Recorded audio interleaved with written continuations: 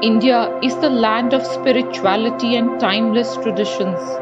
This is the land of the Buddha, of the Dham and the Sangh, and one can experience Buddha anywhere and everywhere.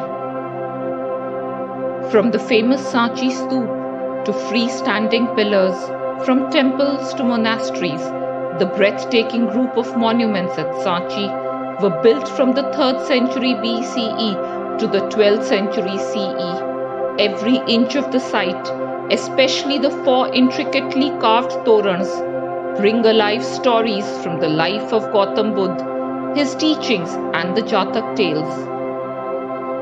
The group of 109 caves and rock-cut monuments at Kanheri date from the 1st or 2nd century BCE to the 10th century CE, from chaityas, vihars and stoops, to sculptures and relief carvings, from paintings to inscriptions in multiple scripts.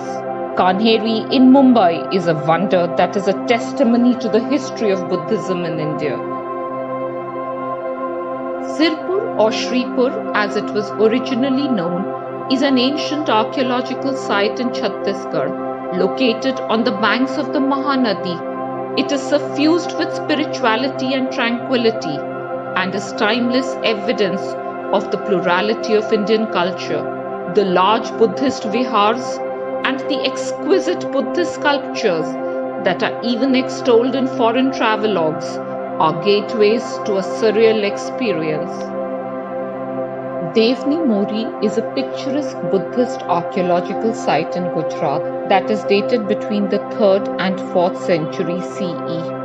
The site has evidence of a monastery and is especially famous for its freestanding stoop. Inscribed caskets of relics were excavated from this ancient stoop, and numerous sandstone sculptures of the Buddha have been found at Devni Mori.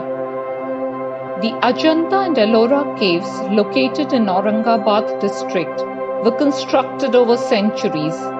These two groups of cave monuments have witnessed the rise and fall of dynasties and attract pilgrims from across the world. In addition to chaityas, vihars and exquisite sculptures, Ajanta is also home to mesmerizing and breathtaking paintings and murals that are universally recognized as one of the finest specimens of Indian and Buddhist art.